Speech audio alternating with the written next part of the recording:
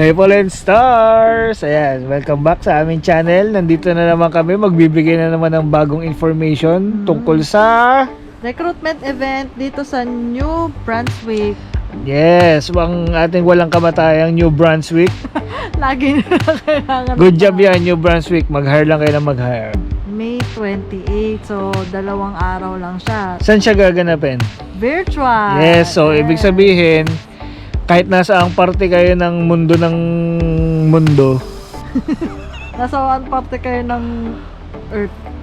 ayan, pwede kayo, basta pasok yung qualifications nyo dun sa hinahanap ng New Brunswick, kahit nasa ang parte kayo ng mundo, send lang kayo ng application, yun, tas assess nila, tas titignan nila kung pasok kayo dun sa hinahanap nila, then maybe they'll send an invite sa inyo para sa interview, assessment, ganyan. Ano ba yung mga hinahanap nilang trabaho or profession? Oh, 3 classifications siya ng NOC eh. Ang hanap nila is heavy duty equipment mechanic. Nako, mga mekaniko ng mga heavy duty. Yan. Number 2, automotive service technician. Nako, mga mekaniko natin, mga kababayan dyan, yung mga tiga-ayos ng mga sasakyan. Nako, very in demand dyan dito sa Canada. Tsaka malaki ang mga bayaran yan, guys. Magganito na lang kaya ako ng trabaho. Technician. Very skilled na trabaho yan. Truck and bus mechanics. O yan, mga mekaniko ng mga truck at bus.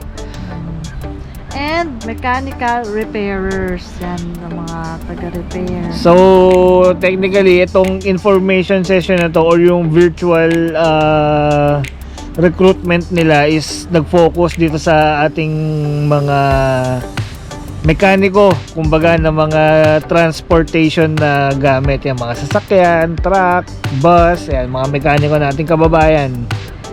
And last but not the least, transport truck driver. Yan! Oh, truck driver. Marami tayong kababayan na hindi lang sa Pilipinas sa truck driver. Meron din tayong mga kababayan na truck drivers sa Middle East. Yan. So, kung tingin nyo, pasok kayo sa mga experience na to, try nyo mag-apply, guys. Kung interesado kayo magpunta dito sa Canada, lalo na sa New Brunswick. Ayan. Ang alam ko, pag may, di ba, mga ganitong line of jobs, mababa din ang kailangan nilang IELTS. Di naman yan ganun kataas na kahit hindi ka ganun kagalingan sa English. Oo. Ay, Goods naku. na yan. Oo, parang nung nagpunta nga kami dito, hindi naman importante kung gaano ka-fluent eh. Ang importante is nako-convey mo yung message. Basta Yun nagkakaintindihan lang. kayo, pwede naman yun. Kayo, okay lang naman eh.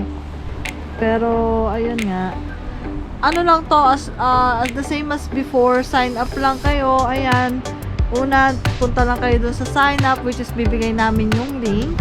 Ayan, nakalagay, select your NOC, which is yung kung ano man yung job description or job occupation ninyo. Tapos, how many years yung experience nyo.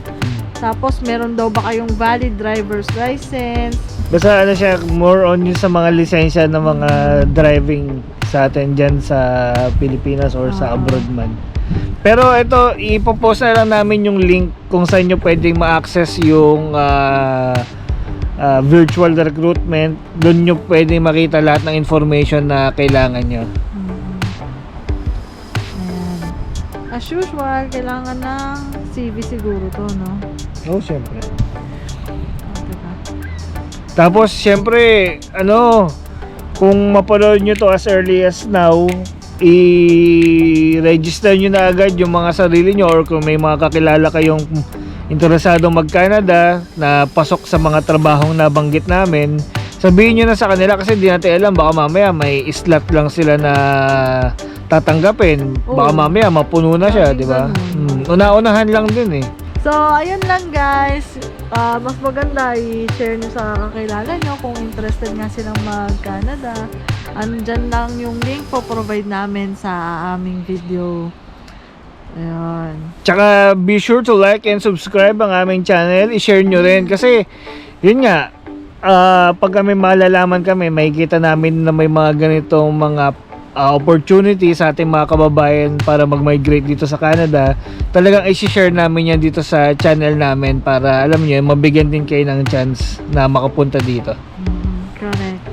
Ayun lang. Thank you guys for watching. See you guys on our next video. Be sure to like and subscribe. Bye!